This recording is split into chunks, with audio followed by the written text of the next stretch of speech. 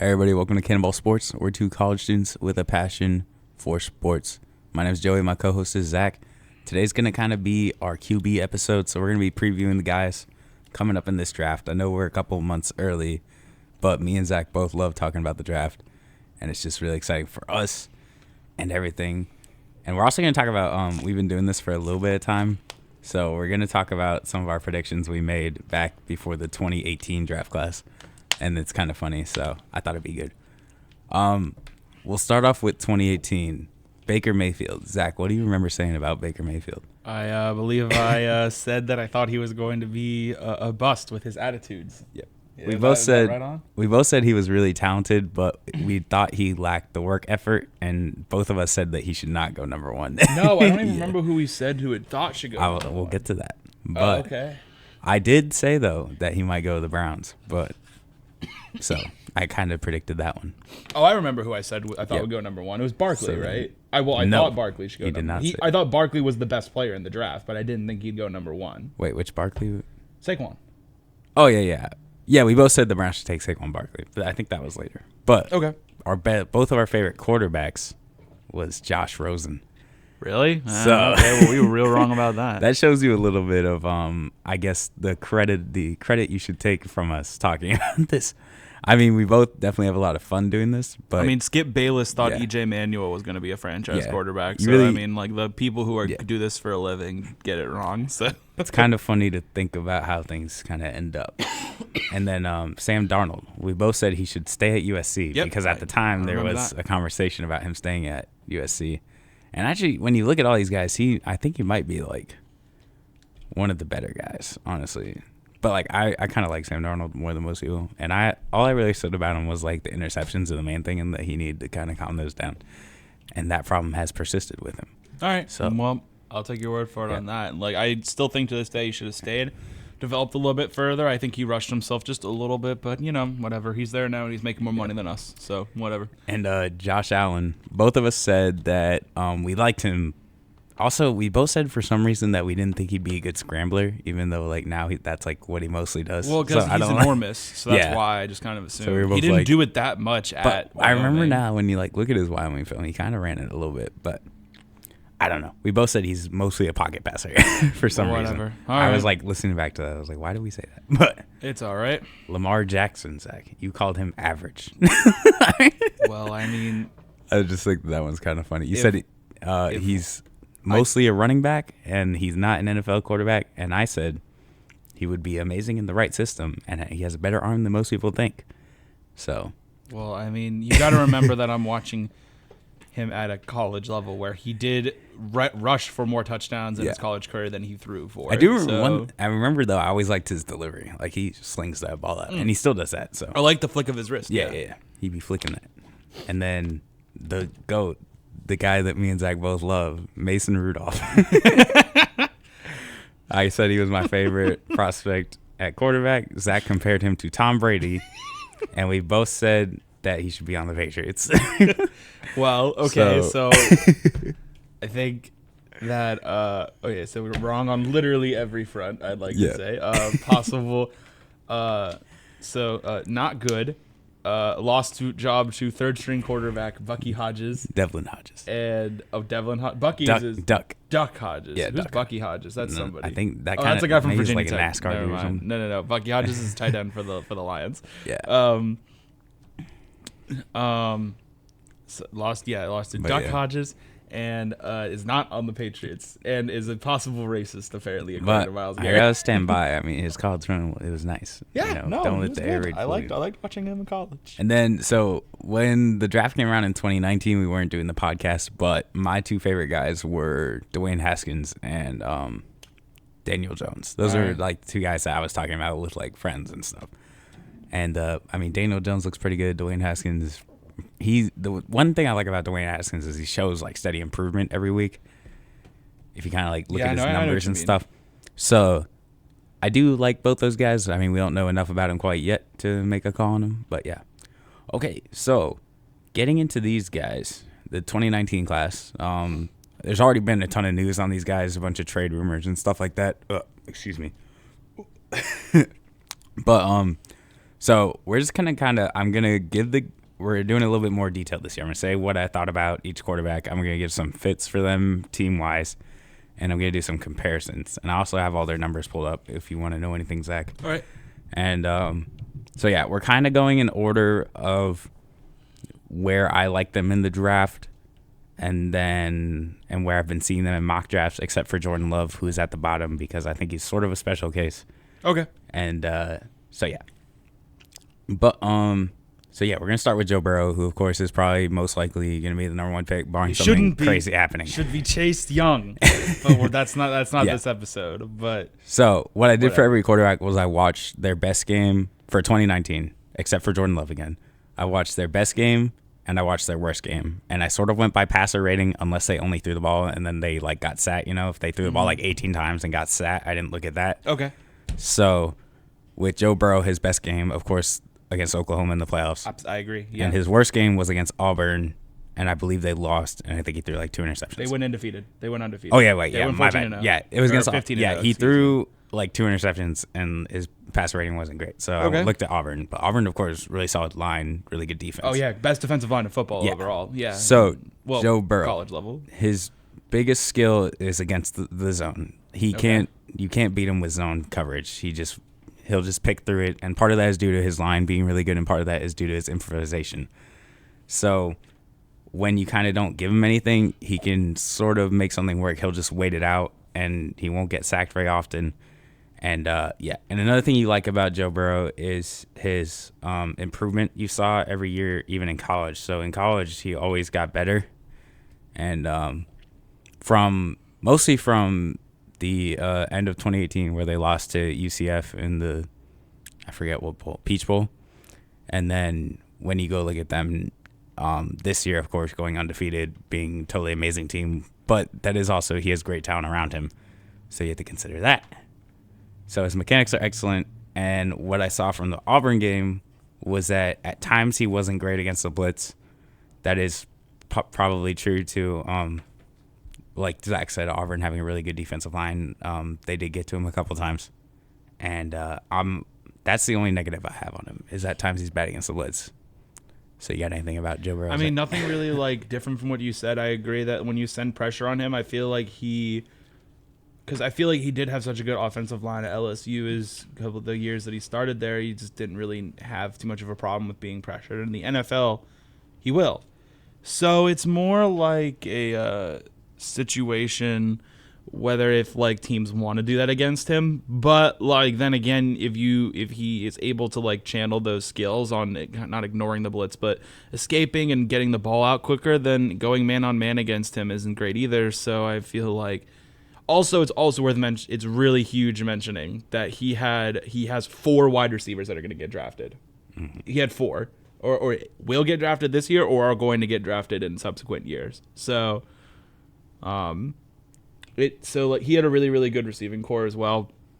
I think that it's going to be weakness. Maybe a guess like I guess a big weakness in the NFL he'll have, because he's probably going to get drafted by the Bengals, is not have a reliable number 1 receiver. He's not going to have AJ Green just gets hurt all the time. And also their defense doesn't really compare to LSU's defense and everything like that. It's going to be tough for him to win games in Cincy for sure. I agree. Unless he pulls. Do you have a comparison? Eli Manning. All right, so my fits for Joe Burrow, all I said was Bengals will draft him. I mean, like he could work on a lot of other teams, but like, and honestly, he's one of those guys that's moldable. He's pretty much just a pro style quarterback. He can fit in to almost any system. And most of my fits though, like once I get into the later rounds, I don't really think about. I think about teams like if you have a young quarterback, you're obviously not going to draft anybody. Like Kyler Murray and the Cardinals aren't going to draft anybody. The Cardinals aren't going to draft anybody. Chiefs aren't drafting anybody. You know, teams like that where there's no chance like the Niners they draft anybody. Probably won't. Yeah. Yeah, but I did kind of like if a guy like I'll give you an. I thought a guy would like the Falcons are a good fit for a quarterback, and I put the Bears, even though they're probably sticking with Trubisky, and I did put the Patriots a few times. So it's not totally impossible that a quarterback might get fit into a system, but for Joe Burrow, I just put he's going to go to Cincinnati. So I mean, I agree. The best scenario is to think about how we'll play in Cincinnati. Yeah, I agree. My comparison, And most people's comparison is Tom Brady. Yeah. He's a little bit more mobile than Tom Brady, but when you look at his mechanics and his pocket presence and just like how he plays the game, he's like Tom Brady. He just sits back and kind of just picks away at the defense and sort of he's great at reading defenses. He's just composed. And Couldn't agree with you more. How That's Tom Brady actually looks. been mine as Yeah. well. Yeah.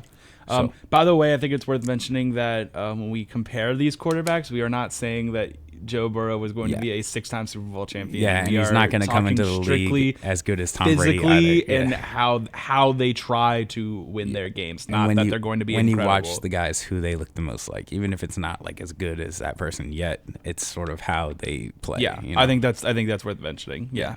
Okay.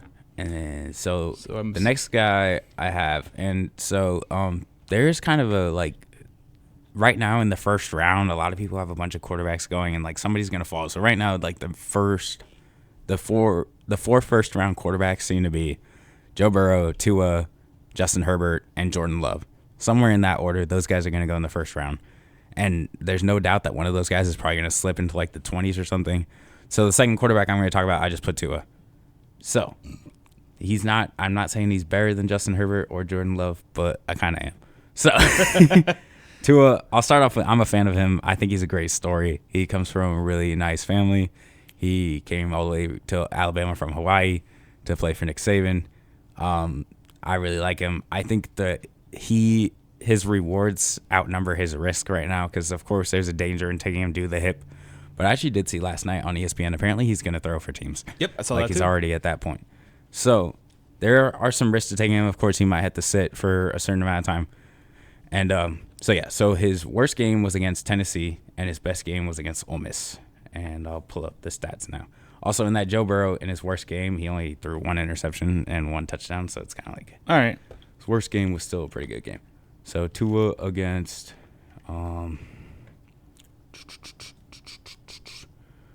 also Tua had a limited number of games this year. So Tua against Tennessee threw no touchdowns, one INT, but he only had one incompletion. I think he also got hurt in that game. That was the game Yeah. he broke his hip or No, whatever. that was against Texas A&M. Oh, Tennessee, okay. he had a different injury. I think it was like ankle or something. Per usual. But yeah, he only threw one incompletion, and he had 0 touchdowns, 1 INT. And so his best game against Ole Miss, he had, where are the numbers? Is that from last year maybe? Oh, it's just Mississippi on this. Oh yeah, Mississippi threw 6 touchdowns, no interceptions. So that's a pretty good game. I agree. And so Tua, what I got from the Ole Miss game was if you put him in an RPO spot, any sort of play action, he really tends to thrive. And honestly, that's the case for a lot of these quarterbacks up and down the list. It seems like when you put these guys in play action, they just tend to fool defenses. Maybe that's a college football thing. I'm not sure. But yeah, he makes great reads in the pocket, and he's an above average scrambler. He also, though, worth mentioning, at Alabama, he's always, of course, had a great line and great talent around him. That's true. That's the case for most of these quarterbacks, honestly, except for like Jordan Love and Jacob Eason. They've always had great players surrounding them. So, yeah, he's above average scrambler, had a good line. He has great mechanics. He gets the ball out quick. That's really what you want to see, especially from a young guy, because a lot of these guys tend to hold on to the ball too long. And the one thing that's always plagued him, and the thing you saw against Tennessee, is he tries to do too much. Mm-hmm. He will try to extend the play in a way that almost hurts the teams. Guys don't get open. He ends up making an off-balance throw. It's either He needs way to throw the ball off away, or just take a sack. Yeah, it's either Yeah. way off or it's an interception. And plays like that, of course, will get you killed in the NFL. And the number one thing you can't do as a rookie, especially, is turn the ball over. You gotta just keep the ball, throw it away, try not to fumble or anything. Just get rid of it. So, and that's always the problem with rookies, it seems like. But yeah, so the teams I had as good fits for him, and I did put these fits because I think he needs a good running back. When you put Tua in the pistol or in single back with a good running back, and you can kind of like, if you can't predict Tua, he's gonna beat you in a lot of situations. So fits I had for him were the Chargers, the Jaguars, the Titans, and I said he'll probably land in Miami. I agree. I think he's 'Cause probably going to get taken That third. was what people were saying. Yeah. So There's no reason for them not to. Yeah. So with Miami, they, of course, right now don't have pretty much any good positions besides some defensive spots. But I will give with Miami, all the guys play hard, and Brian Flores, I think, is a pretty good coach. Yeah. So Miami has a chance to maybe do something. They have a lot of draft picks, too. So, but yeah, that's probably where he's going to land. But I did say Chargers, Jaguars, Titans, because they all have great running backs. and they all do a lot of play action, single back stuff, and, you know, a little bit of pistol. I think he'd be good fits there. So, Zach, what do you got any words on Tua or maybe a comparison? I mean, I think that you're right on the money with that injury thing. There is a risk to taking him. He's an injury-prone guy. I feel like he performs subpar than he could in, like, big games. Like, yeah, he has the one touchdown, big touchdown throw against Georgia in the national championship in overtime.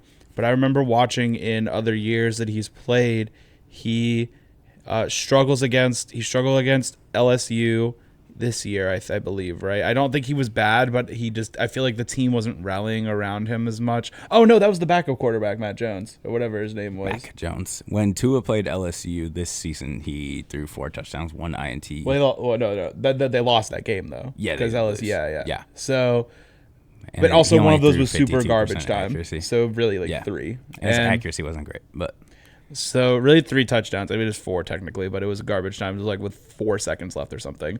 And but that was week 2, so not really a big game. yeah, not big at the time, but like he doesn't win the big games. And when he played the SEC championship game against Georgia the year before, he got hurt when Georgia was up by 2 touchdowns when he got hurt, and then Jalen Hurts came in and ended up winning the game. So he has not performed, either gets hurt in big games or he doesn't perform as well in big games, with the exception of the national championship game. So he's done it on a big stage, which is good for him. Yeah. But I feel like that's also attributed to like maybe like a little bit of adrenaline. Like he didn't know like he was going to play in that game, and then he got benched. No, he didn't get benched. Hurts got benched and he got put in. So there's a whole lot of factors you have to think of. Like in every game in the NFL is a big game. So like if you're a rookie for Miami, you don't really have to worry about like playoff scenarios. I agree. Yet. I do. I agree with you. Yeah. Like he's gonna have time to develop, but like, and of these guys, I don't think he's good in pressure situations. but I do think he fits the NFL mold probably in terms really of the way well he plays the compared to a lot game, of these guys. yes. Yeah. It's just that I feel like he doesn't have NFL mentality yet, but maybe when he's in there, he'll get it. I don't know. Well, he's really mature and stuff, so I think personality-wise, he'd be good. But, yeah. I'm with you on that. Absolutely. But you do kind of want to see. I would like to see kind of how he kind of handles himself in a game, you know. But for my comparison, I say lefty Carson Palmer. You almost said Drew Brees, right? No, I didn't want to say Drew Brees. I have Drew Brees down. Carson Palmer. He throws short passes. He scrambles. He's really good. Drew Brees does a lot of that play action stuff. He always has. So kind of like, and he's about Drew Brees' size. I think he's only like 6'1", maybe. Oh, So, okay. All right. I didn't think about kind size of like too much. I didn't know he was only 6'1". So Let me look. I'm not sure. I say Carson Palmer is my pick. Yeah, he's 6'1", 218. So Oh, he yeah, is he's kinda a guy. little bit smaller than some of these guys. Yeah. But yeah. So yeah, I really like Tua. Of course, I'm sort of a fan of his. So yeah, I'm definitely excited to see how he performs in Miami. So the next guy I have Justin Herbert. All right. And I gotta say, Justin Herbert, these Oregon uniforms, I just like watching. Oh, they're I just like watching I vibe with Oregon them. highlights to see the uniforms. Hell yeah, and dude. stuff. Those are nice unis. Yeah. So I'll start off with his best and worst game, if Google will show it to me. So Justin Herbert, his best game was against Arizona State. Okay. And he threw it for that was his worst game. Okay. His best game was against Arizona. So all right. yeah. There we go. That's So confusing. he does well against Arizona or in Arizona. Yeah, so against Arizona, he had 28 attempts, 20 completions, 4 touchdowns, 1 INT. Oh, wait, no. He did have a couple. I don't know. Maybe that was the only game I could find or something because he had a couple 5-touchdown games that I didn't look at. Okay. But against Arizona, he had 71% completion, which is pretty high. So, yeah. So, Justin Herbert, he's a huge guy, of course, which is some teams, like back in the day, that would probably get him higher up on the draft board. He might go like number 1 or something because he kind of saw that like in like 2014, 2013. Jaguars pretty much just picked Blake Bortles because he's big. So, he's a pure pocket passer. He can kind of run with it. He might get you like 3-4 yards. That's about it. So the one thing I saw in the Arizona State game is he can't really flip a bad play into a positive play. And that's probably due to his lack of scrambling ability most guys like that, if they're getting attacked in the pocket with the blitz and stuff, they either have to stay up from a hit or they just have to kind of give in. And but yeah, he is really good with reads, and he has pretty good mechanics, and he is really accurate. And so yeah, I think he'd be really good behind a solid offensive line. So my fits for him were the Falcons and the Cowboys. Oh, that's good. So those Ooh, Cowboys really are good kind of offensive saying, lines. Yeah. So Are you presuming something? I was thinking like, yeah, at the time of doing, I did some of these guys a while ago, and I think that Cowboys thing was before like Dak Prescott was probably going to get tagged. So there was a time where they thought Dak Prescott might not go. But one thing I do really like about Herbert, I don't know, I didn't really write that much nice stuff about him, but he does have a big arm, and he has been really good in like I watched him in the Rose Bowl, and he was great in that game. He just looked really like strong. He looked like a leader and everything. And I think ran for 3 touchdowns in that game. Yeah, he? yeah. But like 2 of them were like wide open bootlegs, and I think one was a QB sneak. So not really like But in the Rose Bowl, he just looked like a leader, and I definitely think he'd be good for like a team where they sort of are missing that in the quarterback position. So I guess like maybe after Matt Ryan retires, he'd be great to sub in there. Yeah, I agree. But I don't really know where he's projected to go in drafts. I've been seeing like Chargers and stuff like that. I've seen as high as like 8 or 9, and I've heard as low as like in the late 20s. So like anywhere in between. Yeah, the most recent mock draft I saw had him at 23 to the Patriots. So all right, well, that wouldn't be bad. That would be a pretty good fit. Do you have a comparison for him? So I mentioned this guy earlier. My comparison is Blake Bortles. I've seen a lot of people say Josh Allen, and he does kind of look like Josh Allen, but I don't think he has the same scrambling ability. And his arm is big, but not quite like Josh Allen's. So I think of him more as like when I watched him play, I thought of Blake Bortles. Mostly with the size and like a little bit shifty, but not crazy. I was gonna go Carson Wentz. You and the Carson Wentz stuff today is that he is big like Carson Wentz. I said Carson Palmer last. Oh, you said yeah. Okay. 2 is Carson Palmer. Got you. But Justin Herbert is either Wentz. Actually, I think a better one probably because Wentz can run a lot. I would say Ben Roethlisberger. Yeah, Big Ben is a good one. Yeah, he's kind of one. But yeah, I definitely like. It almost sounds like I put like a bad spin on him here, but I like the guy at quarterback a lot. I would take him over Jordan Love. So, for me at least. But I think he is a guy that can kind of fit in anywhere. And as long as you don't really try to do a lot of running with him or anything. And I think he's gonna be good. But I think some of these guys have like sort of like things that they're really good at, and Justin Herbert is just pretty good at a lot of things. So it's kind of like the team that is taking him should be looking for like stability, not like superstar power, you know. Okay. So that's what I got on Justin Herbert. All right. Next guy is, why can't I think of his first name? Fromm. Jake Fromm. Jake yes. Fromm. But so Jake Fromm is pretty much a pure pro style player. He does not run at all. Yeah. His best game was against Tennessee.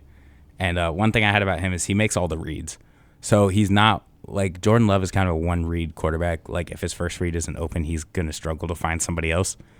Jake Fromm can scan the field and he can do it really fast, which is something you do want in a young guy because a lot of these guys now are one read quarterbacks. And if the first guy isn't open, then they're kind of screwed. That's kind of what people thought about Patrick Mahomes at first too. So I think he fits well, of course, into a modern West Coast style offense.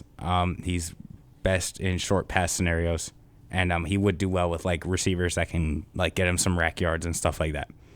So he kind of is a little bit lacking on the deep ball. You saw that in the LSU game mostly at the end of the season, and for some reason I put he needs to build muscle. I don't know why I said that. He doesn't throw the ball that far, but like you got to remember when he was on a team, as like listeners may know, I'm a fan of the University of Georgia football. He was on a team where guys would catch it and run with it primarily. Like the style of offense. That is the pro style offense. Yeah, so if your team isn't doing that, don't draft Jake Fromm. You know, and I think I did say he's a winner. Of course, he's won a lot of games at Georgia. They're just typically a perennially good program, and he has won some playoff games and stuff like that, and gotten to a national championship. Mm-hmm. His freshman year, might I add. Yeah. So. And for comparison, I had Matt Hasselbeck and Kirk Cousins. I was thinking Phillip Rivers. So yeah, I can see now, Phillip like Rivers. Yeah, the way he plays now. Yeah, I can Like, see Phillip Rivers. I mean, there's I a don't lot mean of to call guys Jake who, Fromm an old man, but yeah, like there's a lot of guys who just play that like pro style, you know. Yeah, Phillip Rivers. Like I think kind of in size it's Drew Brees though too. Like I don't know how tall he is, but he kind of just looks like Drew Brees to me. But yeah, but I feel like he would work really well on the Saints as like a guy who can be can be the guy after like Fromm is 6'2". So yeah, I kind of like He's not huge. So I was thinking I think a really good fit for him. We haven't talked about fits yet, but I guess we're going to now. He would be the Saints because I'm pretty sure they're going to lose Bridgewater. I'm pretty certain of that.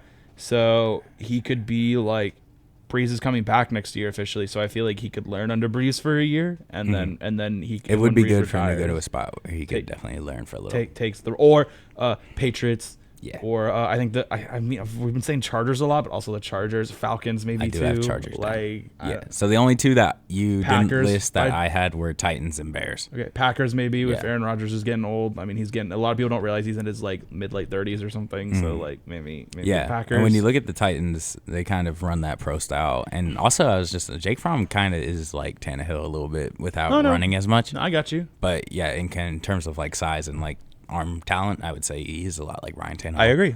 So yeah, so Titans would be a good fit. Patriots, Bears, Chargers are what I have, and Zach thinks. How Saints. do you feel about the Packers and the Saints? Like maybe like Packers. I think Saints I don't way think more Packers than go the quarterback Packers. this year, but yeah, I he think the would Saints he way would more do than the well on the Packers. Packers. Yeah, because like Devontae Adams would be a good weapon for good him. catch and run guy, and then Yeah. you have Jimmy Graham, big guy to get it kind of down the field. Like if Yeah. Jimmy Graham stays, I have no idea. I think he's a free agent.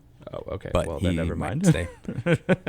So next guy is a guy that I actually like a lot, and I don't know if I want to call him like my favorite guy, but he's pretty much my favorite guy. He's my Mason Rudolph. Please don't be like Mason Rudolph though. Jacob Eason. Demon.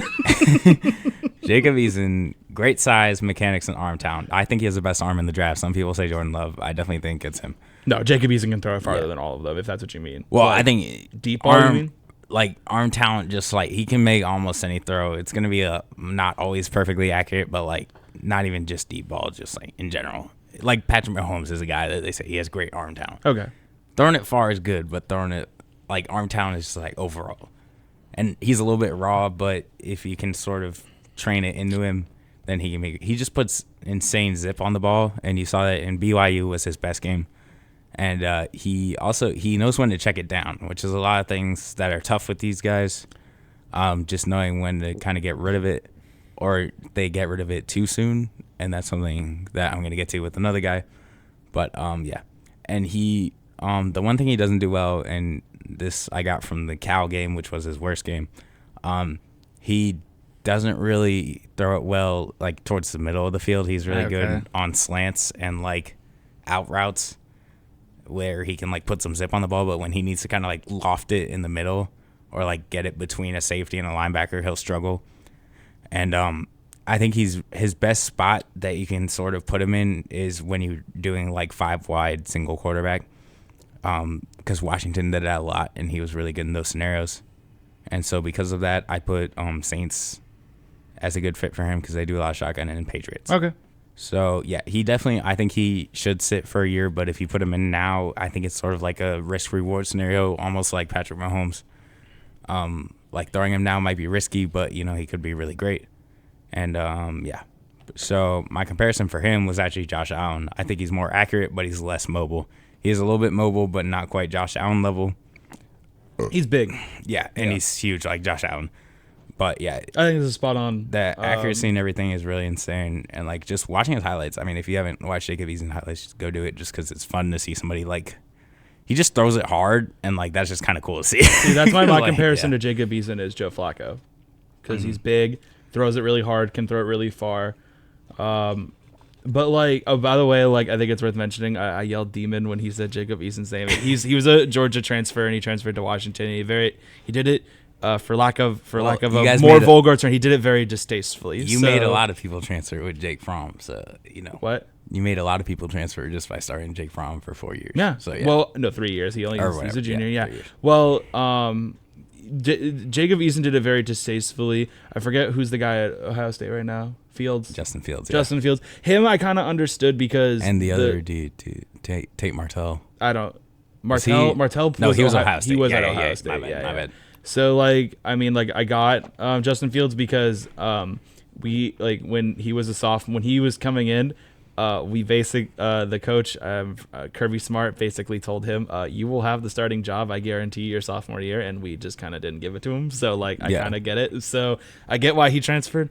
But like Jacob Eason did it very distastefully, and that's why I'm not a fan. 6'6", 230. Yeah, he's enormous. 2019. The only thing that kind of is glaring about his stats is 64% completion. That's okay. That's very average. I mean, so a lot of these guys have like 70s, which is kind of crazy. I don't know if it's like a thing this year, but well, like I mean, when I guess was looking if at you everybody, can it do was like, 70s at the college level, Yeah. I'm sure you can do 60s in the NFL. So Probably, like, yeah. That's just And, my guess. Really good. I mean, 23-8 touchdown and interception. Not incredible. -1 rushing yard on the year.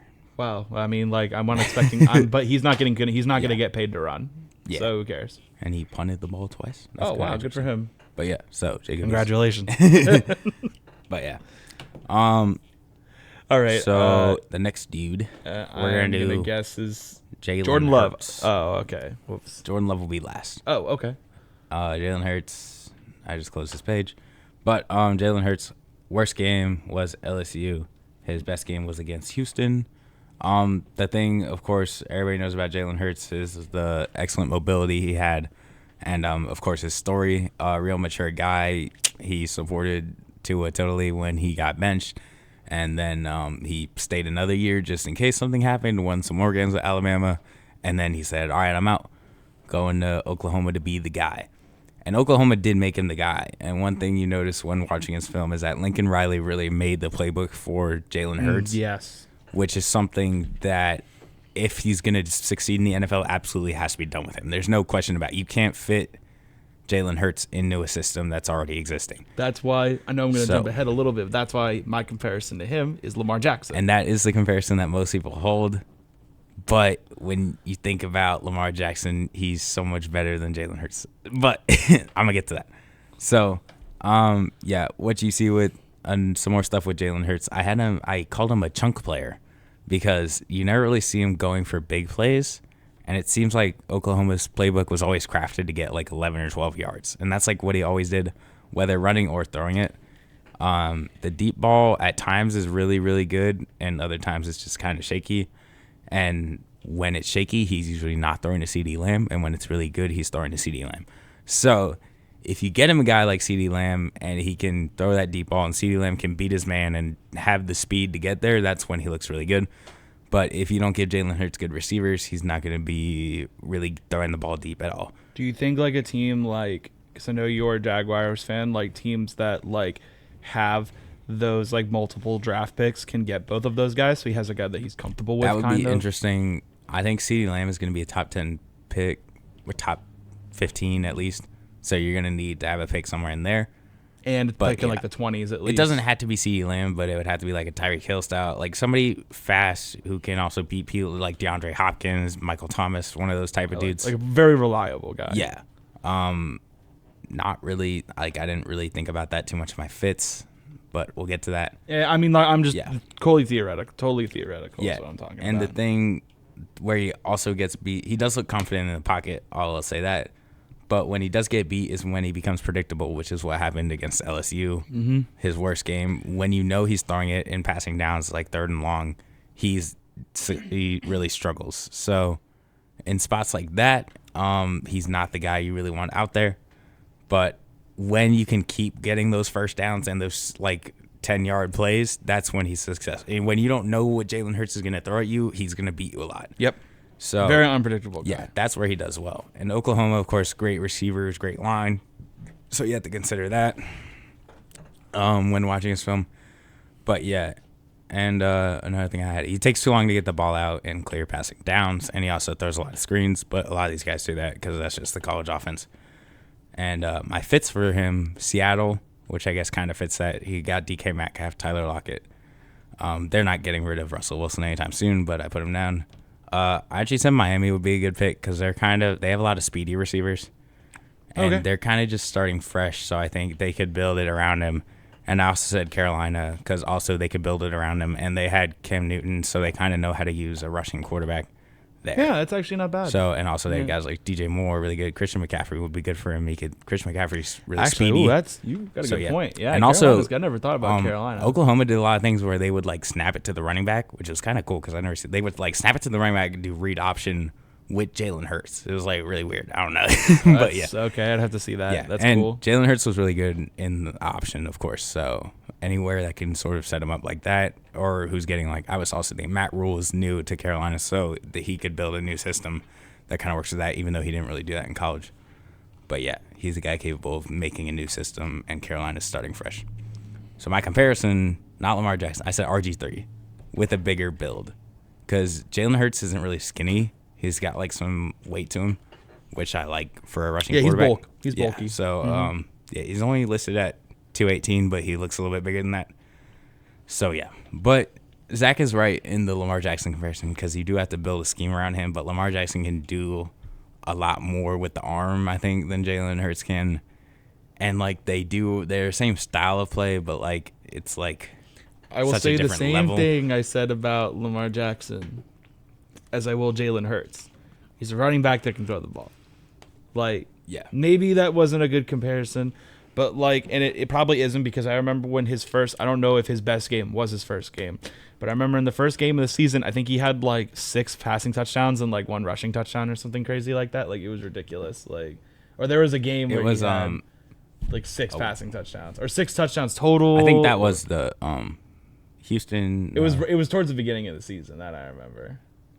He didn't have one of those. Oh wait, yeah. Well, yeah, there were a lot of games where he had 3 passing, 3 rushing. That's what I mean. He did that in the Houston game too. Oh, okay. Yeah, 3 passing. Well, yeah, Houston was week 1 and 3 passing, 3 rushing. Yeah, there you go. And one of those, he had 176 rushing yards. So that's like, yeah, if you can do that, they would kind of. When I watched that game, they would kind of just like almost like bunch up the line, and then Hurts would like go off the middle and then just swerve, and they'd have nobody out there besides like a safety. So it was like if he's gonna run over, if he can beat one guy, yeah, and then it's like it's over. So yeah, and I mean, I'm seeing Jalen Hurts like in the 3rd round, 4th round. Fair. I think like if I'm a team, I wouldn't really take the risk with him, but you know, it's kind of like if he is like a Lamar Jackson type guy, then huge reward for him, especially if you can get him there.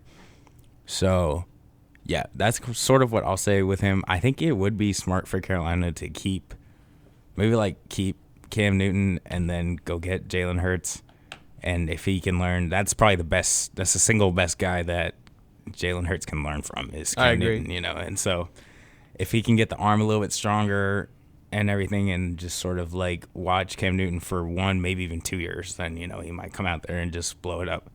So I think he's definitely interesting, and I'm really excited to see what he does. It's just if I'm a GM, I'm not taking the risk on him. Okay. But yeah. Fair.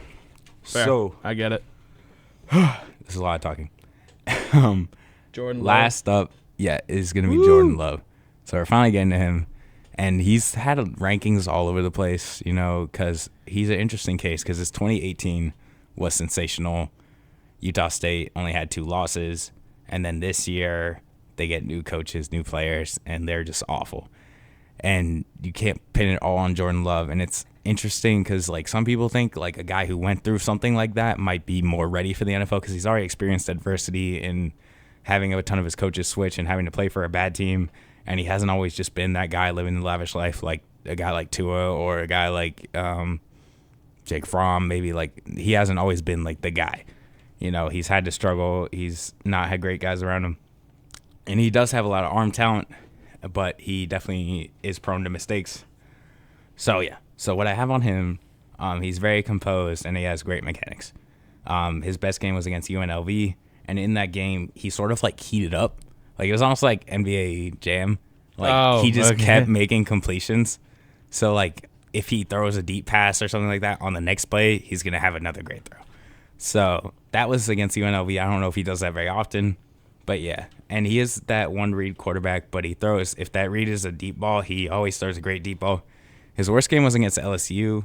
And he had 3 interceptions, but he still threw, like, 2 or 3 great deep balls in that game. And he still had a bunch of interceptions, but it's like, you know. And the thing I didn't like about him at LSU was he would dump off in like bad spots. Like there was a play like 3rd and 7. He waited like 3 seconds and then dumped off to the back. And I was like, why don't you just kind of see if something develops? Because like you're not gonna. The back didn't convert, of course. I mean, I guess that can happen, but like 3rd down, you don't really want to dump off that early in the play. And yeah, but the one thing that he needs, and most people agree on this, he needs to sit at least a year. And if he sits a year, then maybe that'll be good. But he doesn't even. I don't think he knows how to read defenses yet. And he does need time to learn the NFL offense, because I'm guessing what Utah State is doing is they're probably just giving him 2 or 3 plays to run, or like 2 or 3 routes, and he just throws to whatever he likes. So I don't really think he is like prepared at all for an NFL team yet. And I think if you throw him in this season, he's going to be bad. So he needs all that. But the one thing that is good about him is he's very moldable. He's a very balanced quarterback. He can run and throw. So I think he can fit with literally any team. The fits I do have are Patriots, Colts, and Falcons. Here's your comparison. I didn't even put a comparison. Say Andrew Luck. Most people say I say Patrick Mahomes. That's what most people say. Really? Patrick Mahomes isn't that mobile. The way he plays. I mean, he is. Patrick Mahomes is pretty mobile. He can run it, but like everyone is too threat. The reason why Patrick Mahomes is a good scrambler is because everyone's threatened by his arm, so no one thinks he's going to run. That's why if he was like a legit dual threat quarterback, he would not be a good runner. I mean, he's pretty fast. Just because he's fast doesn't mean he's a good runner. That's kind of how that works. Okay, no. I'm talking about ball carrier vision. He is not a good ball carrier vision guy. Okay, but yeah. So, yeah, Jordan Love is a little bit like he is a little bit like Mahomes in that he only runs when he needs to. You know, yeah. So most people do say Mahomes. Is Andrew Luck crazy, or am I like? It's not. You can be honest. I don't care. No, but like he's balanced like Andrew Luck, so like I kind of see it. All right. But he's almost like rookie Alex Smith. Oh, okay. Kind of, but not the same arm.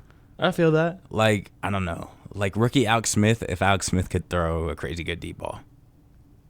All right. Well, what about Russell Wilson? No. He runs way. Russell Wilson's deep ball. Well, I guess Russell Wilson's deep ball is good. What about Deshaun Watson? Yeah, that's a good one. Okay. Well, no, because Deshaun Watson runs a lot. Yeah. Dak Prescott. No, because he's more mobile than Dak, though. Oh, he is. He's like, okay. I don't know. Forget it. Yeah, we're not gonna do. I mean, the thing is, like, he's unique. He's unique and he's a great talent. That's why teams are willing to put the risk on him and put a first-round grade on him.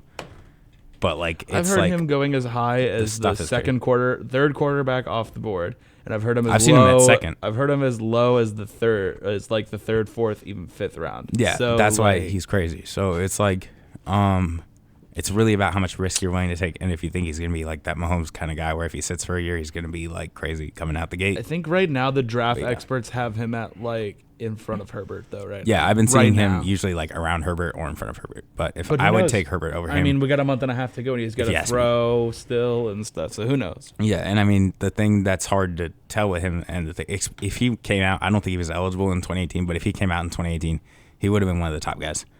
Oh, okay. But just because his season was really good, but this season he as a player was more shaky, and his team, of course, was more shaky. I think they only won like 4, 5, 6 games this year. All right. But yeah, and you really just want to see, like, I would definitely need to, like, I think a good move for a team would be to pick him. Excuse me. Again, I don't know why I burp so much on this podcast, but I mean, if you're gonna draft him, you would need to like throw him out in practice constantly to sort of like see if he's the guy. And if you don't think so, I mean, maybe like put him on the market. I don't know. It's a tough scenario for sure. Right. His career numbers, 61% passing, 8,000 yards, 60 touchdowns, 30 interceptions. But most of his interceptions came this year.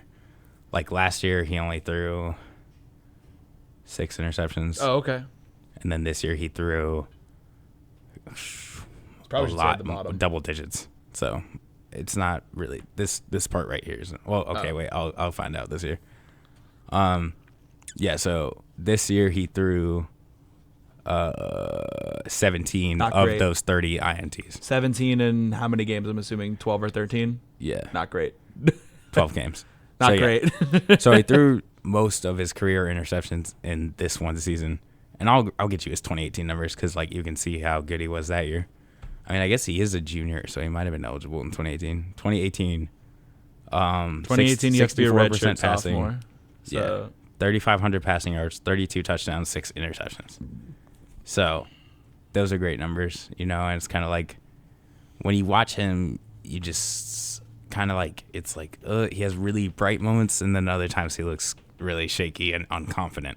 So it's like you really just I think he's an interesting scenario, of course, and I think that he needs to go to the right team, but I can see him being really good because you can see when you watch him, you can just see the potential coming out of him, but like it's like he just needs to refine it. All right. So Jordan Love, I think a first rounder. I would say late in the first round. Patriots would be a good fit too.